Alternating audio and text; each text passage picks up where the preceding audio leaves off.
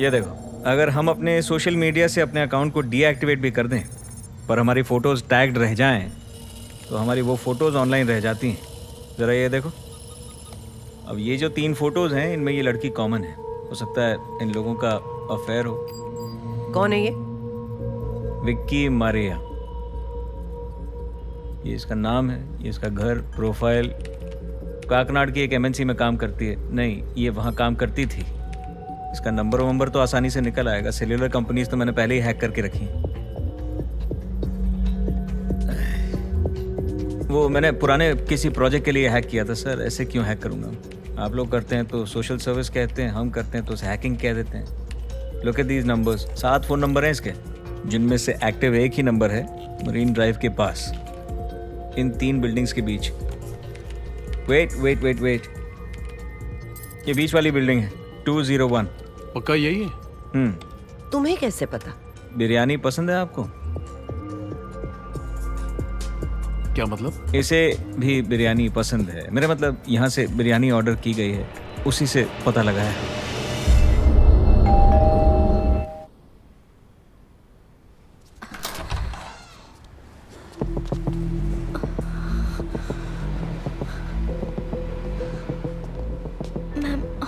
विक्की, तुम्हारे नाम पर 7 सिम कार्ड्स हैं, जिसमें से 4 एक्टिव नहीं हैं, लेकिन 3 पूरी तरह एक्टिव हैं।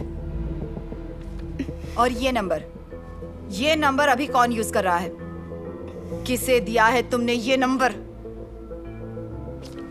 इसे।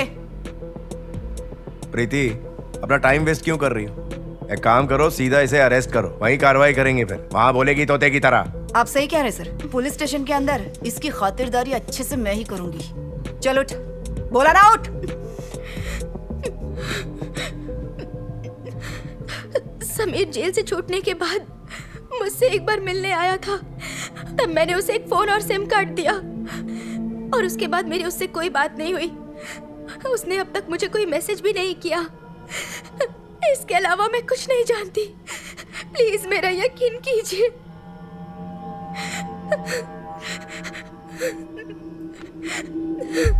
मैम, विकी ने समीर को जो नंबर दिया था उसकी लोकेशन ये है।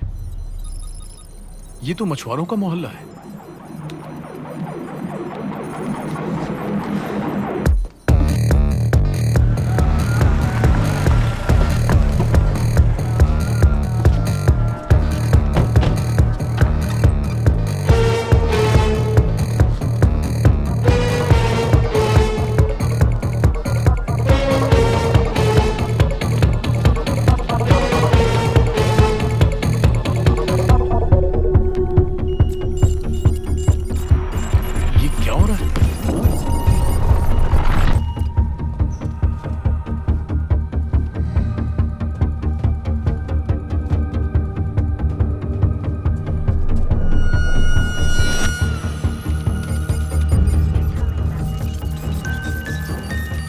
अरे मेरा सिस्टम हैक कर रहा है ये। कैसे?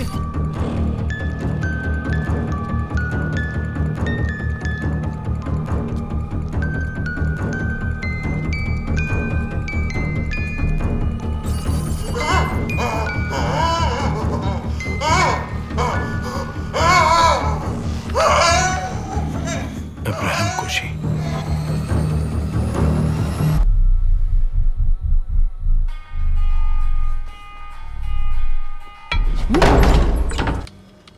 वो हमारा ध्यान भटका रहा है। समीर के फिंगरप्रिंट से इस्तेमाल करके वो हमें बेवकूफ बना रहा है।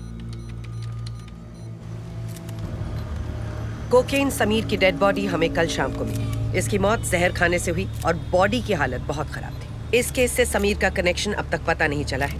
क्योंकि ये एक ऑनगोइंग इन्वेस्टिगेशन है, मैं ज्यादा कुछ आपको नहीं बता सकती। 3 पुलिस ऑफिसर्स और अब एक मुजरिम समीर सब मारे जा चुके हैं, और इन्वेस्टिगेशन के दौरान ही आपके ड्राइवर पॉल्सन को आपके सामने अगवा कर लिया गया।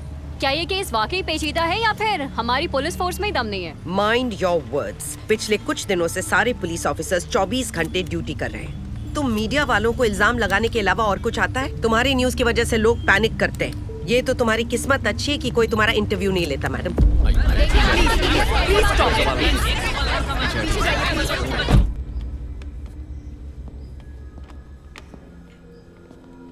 तो तुम्हें भी काम पे लगा दिया? अच्छा है। नहीं सर, मैंने भी जिद पकड़ ली है। फिलहाल तो मैं एक डेटाबेस प्रिपेयर कर रहा हूँ सर। अगर हम मौकाए वारदात से पुलिस सीसीटीवी फुटेज को कंपेयर करेंगे तो हमें कोई कॉमन गाड़ी जरूर दिखेगी, उससे वो आदमी मिल जाएगा। लेकिन कातिल हर बार अलग अलग गाड़ी भी तो यूज कर सकता है। हमारे पास कितने सारे कैमरास हैं, फैसिलिटीज हैं, नाकाबंदी है। हमें तो पता होना चाहिए हमसे कैसे बचता है। तुम्हारी आवाज से मुझे अब तुम्हारे स्मार्टेस्ट हैकर होने पर शक होने लगा। 1-2 दिन की बात है सर, पकड़ लूंगा इसको भी, आप देखते जाइए। निराश मत करना। आप घबराइए मत सर, बस हो ही गया समझिए।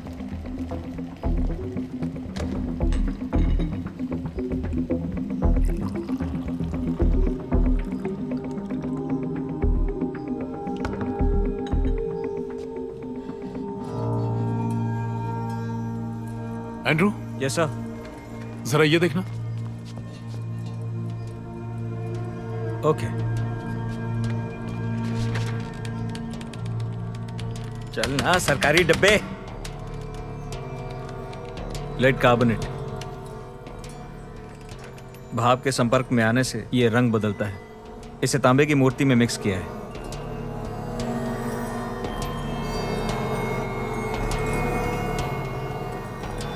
SD, यही राज है जो मूर्ति में छुपा हुआ था।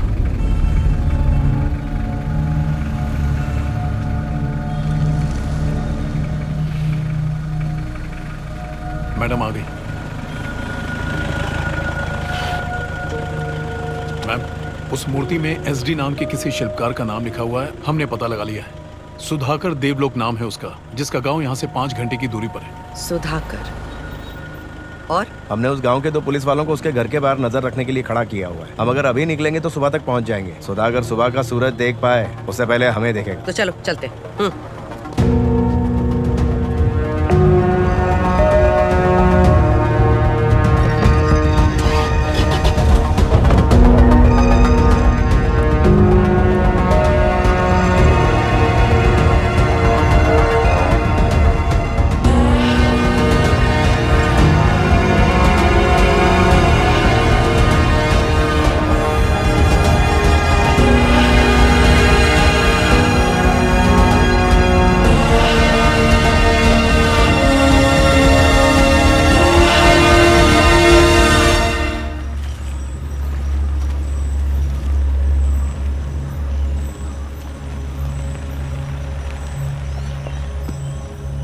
वो शिल्पकार घर पर ही है मैडम। हम दोनों रात भर से यही हैं। हमने उसे कहीं जाते नहीं देखा। वो इस वक्त अपनी वर्कशॉप में है। चलो।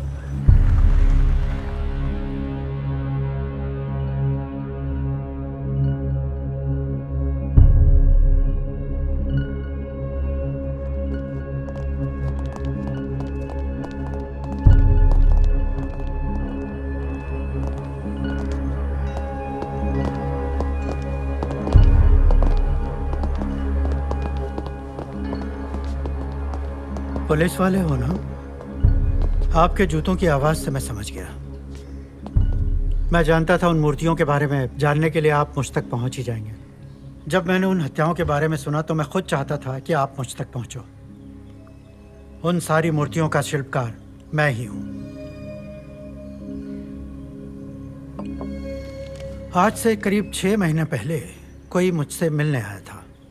उसकी उम्र लगभग 40-45 साल के करीब रही होगी। उसने मुझसे कहा कि उसे खुली आंखों वाली इंसाफ की देवी की तांबे की मूर्ति चाहिए। उसके लिए वो अच्छी खासी रकम देने का वादा कर रहा था। मूर्ति की आंखें अच्छे से बनी हो और उसका चेहरा भारतीय नारी जैसा हो। इसके अलावा उसकी एक ही मांग थी, मूर्ति पर कोई ऐसी निशानी ना हो जिससे ये पता चल पाए कि वो कहाँ और किसने बनाई है। मुझे वो मांग बड़ी अजीब सी लगी, लेकिन कला के मामले में हर किसी की मांग अलग अलग होती है। वो मूर्ति तो मैंने बना दी, लेकिन बिना नाम लिखे उसे बेचना मुझे सही नहीं लगा। तो पीतल में लेड कार्बोनेट मिला के मैंने मूर्ति की कमर के नीचे नाम लिखकर उसे ढक दिया, क्योंकि मुझे पता था कि कभी तो लेड कार्बोनेट गर्म होकर अपना रंग बदलेगा और मेरा नाम सामने आ जाएगा। कुछ महीनों बाद वो शख्स वापस आया। वादे से ज्यादा पैसे देकर वो मूर्तियां लेकर निकल गया। उस दिन के बाद से मैंने उसे नहीं देखा। उसे देख लोगे तो पहचान पाओगे, या हम एक स्केच बनवा लेते हैं, फिर उसे ढूंढ लेंगे। कोई फायदा नहीं। जब वो मूर्ति ले जाने आया था तब उसके साथ एक जवान लड़का था, सुंदर सा। सनग्लासेस पहने थे उसने। जाते वक्त वो ये सनग्लासेस मुझे दे गया।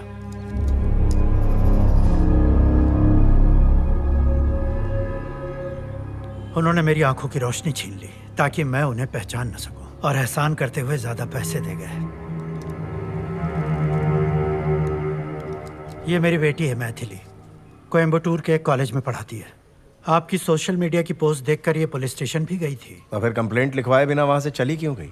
सर, जब मैं पुलिस स्टेशन बताने के लिए आई तब मुझे किसी का कॉल आया था। उसने मुझे धमकी दी थी कि अगर मैं मूर्ति के बारे में पुलिस को कुछ भी बताऊंगी तो वो हम दोनों को जान से मार डालेंगे। तब मुझे पता चला कि वो हम पर नजर रखे हुए हैं, इसलिए मैं बिना कुछ कहे वहां से चली आई। मैंने आपकी सारी बातें सुनी। अगर स्केच बन भी गया तो वो आदमी वही है, ये पिताजी नहीं पहचान पाएंगे। हम कोई मदद नहीं कर सकते। लेकिन एक बात मैं आपको बता सकता हूँ, उन्होंने मुझसे 5 मूर्तियां बनवाई थी। 5 मूर्तियां। 3 को वो मार चुके हैं, 2 अभी भी बाकी हैं।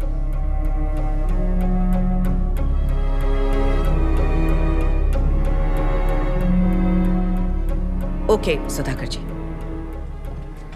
बात करने के लिए शुक्रिया। तुम सिक्योरिटी की फिक्र मत करो, बंदोबस्त मैं करवाती हूँ। अगर तुम्हें उन दोनों की कोई भी इंफॉर्मेशन मिले तो हमें कांटेक्ट जरूर करना। Okay ma'am. हम चलते हैं सर। जी ठीक है। कम।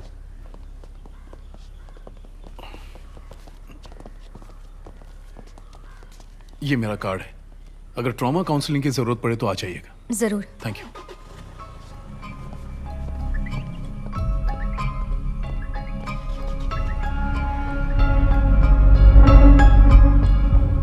हमें पता करना होगा कि वो सच में अंधा है या नाटक कर रहा है। जिस डॉक्टर के पास वो गया था उसे जाके मिलो, उनसे क्या जानकारी मिलती है मुझे फोन करके बताना।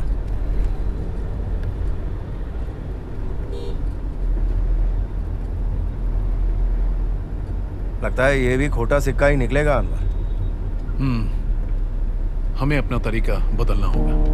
मैम, मेरे पास एक आइडिया है। विक्टिम के हाथ से फोन गिरने के बाद ही किलर विक्टिम को उठाता है, तो हम एक ऐसी ऐप बनाएंगे जो फोन के गिरने पर हमें मैसेज करेगी। आजकल हम सभी लोग एक स्मार्टफोन का इस्तेमाल करते हैं। इनमें अलग अलग तरह के सेंसर्स होते हैं, जीपीएस, मैग्नेटोमीटर, टच स्क्रीन। ऐसे ही 2 और सेंसर होते हैं फ़ोन में जो फ़ोन के मूवमेंट को ट्रैक करते हैं। उनका नाम है एक्सेलेरोमीटर और जायरोस्कोप।